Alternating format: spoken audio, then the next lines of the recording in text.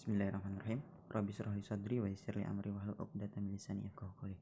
Assalamualaikum warahmatullahi wabarakatuh. Selamat pagi siswa-siswi sekalian. Oke, ketemu lagi ya bersama Bapak di pelajaran kimia. Kita lanjut materi selanjutnya. Nah, sebelumnya kita sudah belajar mengenai ikatan kimia, yaitu ikatan ion, kemudian ikatan kovalen, kemudian ikatan kovalen koordinasi. Dan kemudian kita sudah belajar sifat untuk ikatan ion dan ikatan kovalen. Nah, selanjutnya kita akan belajar ikatan yang baru, yaitu ikatan logam. Nah, ikatan logam. Berbicara mengenai ikatan logam, tentunya tidak asing ya terdengar di telinga siswa-siswi sekalian mengenai logam. Banyak sekali logam dalam kehidupan kita sehari-hari, seperti besi, tembaga, dan lain sebagainya. Nah, karena kalian adalah siswa dari jurusan teknik komputer dan jaringan, tentunya tidak asing dengan yang namanya komputer. Nah, tentunya di komputer itu ada prosesor, ada hard disk, kemudian ada laptop. Nah, jadi untuk di prosesor dan hard disk itu adalah sebagian besar terbentuk atau terbuat dari yang namanya logam. Nah, seperti prosesor itu mengandung logam besi dan emas, dan sedangkan hard disk itu mengandung logam aluminium dan tembaga. Nah, jadi penggunaan logam itu sangat banyak sekali dalam kehidupan kita sehari-hari kalau kita peka gitu ya. Dan overall, sebagian bahan dari pembuatan komponen komputer itu adalah terbuat dari logam. Mengapa dari logam? Karena logam-logam itu memiliki sifat yang keras, kuat, dan titik didih yang sangat tinggi, tahan panas, dan penghantar listrik yang baik. Seperti itu. Nah, mengapa logam memiliki sifat seperti itu? Hari ini kita akan belajar di sini mengenai ikatan logam. Oke, sebelumnya kita belajar dulu apa itu ikatan logam. Apa sih Pak ikatan logam? Nah, sebenarnya pengertian dari ikatan logam itu simple. Emangnya manusia aja yang punya ikatan? Logam juga punya ikatan gitu. Ini pengertiannya. Ikatan logam adalah ikatan yang terjadi antara atom-atom logam dalam suatu unsur logam. Nah, gitu ya. Misalnya, ikatan logam pada zinc, besi, tembaga, aluminium, dan unsur logam lainnya. Gitu. Jadi, di dalam logam besi misalnya ya, di dalam logam besi itu terdapat atom-atom logam yang saling berikatan satu sama lain. Nah, ikatan itu namanya ikatan logam. Ya, sampai situ. Situ paham ya, siswa-siswi sekalian? Oke, kita lanjut ke materi selanjutnya. Bapak harap ini sudah dipahami dengan cukup baik ya. Oke, kita lanjut ya.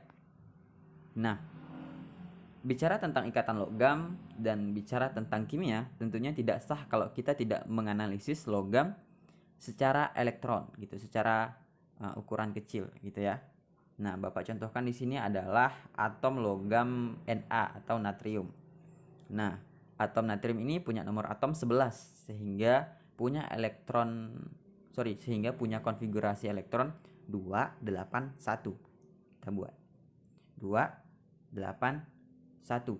Nah, dari hal ini bisa kita ketahui kalau si Na ini punya elektron valensi 1 ya, punya elektron valensi 1. Nah, si atom Na ini cenderung untuk mudah melepaskan atau memberikan elektron. Kenapa lebih mudah melepaskan atau memberikan elektron? Nah, kita ingat lagi materi sebelumnya bahwa untuk mencapai suatu kestabilan yaitu dengan memenuhi kaidah oktet maupun duplet. Nah, untuk memenuhi kaidah oktet di sini adalah elektron valensinya harus 8. Na punya elektron valensi 1. Dia punya dua opsi, menerima 7 elektron atau melepaskan 1 elektron. Nah, tentunya lebih mudah mana? Lebih mudah melepaskan 1 elektron. Nah, akibat mudahnya suatu atom logam untuk melepaskan elektron gitu ya. Nah, kulit terluar atom logam itu relatif lebih longgar. Jadi terdapat banyak tempat kosong gitu ya. Terdapat banyak tempat kosong sehingga elektron dapat berpindah dari satu atom logam ke atom logam lainnya gitu. Nah, pergerakan elektron dalam logam semikian bebas itulah yang membuat suatu elektron valensi itu mengalami delokalisasi, yaitu keadaan saat posisi elektron valensi tidak tetap pada satu atom, tetapi berpindah dari satu atom ke satu atom lainnya. Nah, satu elektron ini itu yang akan berpindah. Oke. Nah, ini contohnya. Nah, sepertinya seperti yang dilihat sebelumnya, kalau plus di sini merupakan logamnya ya. Nah, yang di luar itu adalah elektron valensi. Nah, kemudahan dari suatu atom, suatu elektron berpindah dari satu atom ke atom lainnya gitu ya. Itu namanya delokalisasi. Keadaan saat posisi elektron valensi tidak tetap pada satu atom, tetapi senantiasa berpindah dari satu atom ke atom lainnya. Nah, akibat dari sifat si elektron pada atom logam ini, maka ikatan logam punya sifat macam-macam. Apa aja sifatnya? Nah, sifat logam itu yang pertama adalah umumnya berwujud padat pada suhu kamar, kecuali raksa berwujud cair. Nah, kenapa berwujud padat pada suhu kamar? Berbeda dengan ikatan kovalen yang cenderung berwujud cair gitu ya, ataupun gas. Kenapa? Hal ini disebabkan adanya ikatan logam yang sangat kuat antara elektron valensi dengan ion positif logam. Ya, elektron valensi dengan ion positif pada logam, sehingga atom itu tidak mempunyai kebebasan untuk bergerak. Gitu. Karena atom ini tidak mempunyai kebebasan untuk bergerak, makanya cenderung berwujud padat dan keras gitu ya. Kemudian yang kedua, logam bersifat keras tetapi lentur sehingga mudah ditempa atau ditarik. Nah, logam kan kalau kita pukul itu bisa penyek dan segala macam. Itu artinya mudah ditempa. Kenapa mudah ditempa?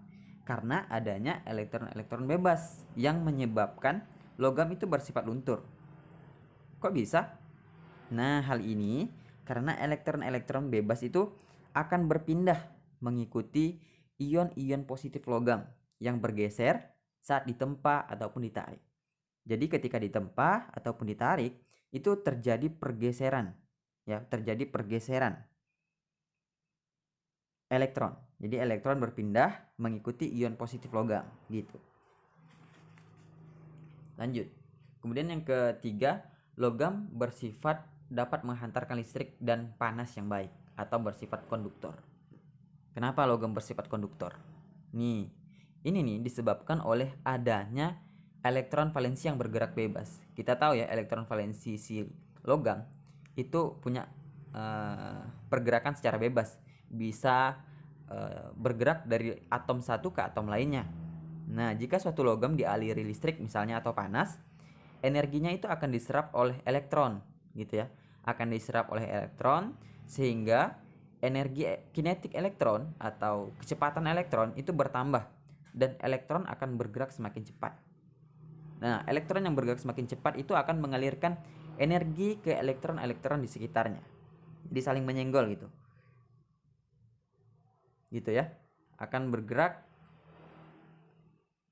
semakin cepat dan elektron yang bergerak mengalirkan energi ke elektron di sekitarnya yang mengakibatkan seluruh logam menjadi panas dan bermuatan listrik gitu. Jadi saling menyenggol elektron satu ke elektron lainnya sehingga hingga akhirnya semuanya jadi panas gitu. Karena itu dia bisa dapat menghantarkan listrik dan panas gitu ya. Kemudian yang terakhir, jika dikenai cahaya, logam itu dapat mengkilap. Nah, ini disebabkan oleh adanya elektron-elektron yang tereksitasi atau elektron itu berpindah dari tingkat energi yang dasar ke tingkat energi yang lebih tinggi seperti itu.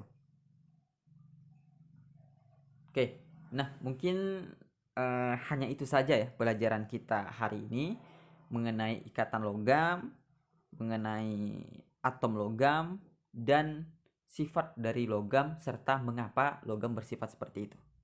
Nah, itu aja. Selanjutnya kita sudah sampai di akhir pembelajaran. Selanjutnya kita tugas ya, tugas. Nah, tugasnya ada 2. Tuliskan contoh senyawa yang berikatan logam yang digunakan dalam kehidupan sehari-hari. Kemudian yang kedua, jelaskan mengapa logam merupakan konduktor yang baik. Nah, silakan dikerjakan. di buku catatannya aja. Dikumpulkan, dan jika ada yang mau ditanyakan silakan tanyakan via grup WhatsApp. Seperti itu ya. Nah, semoga dapat dipahami dengan baik pembelajaran hari ini.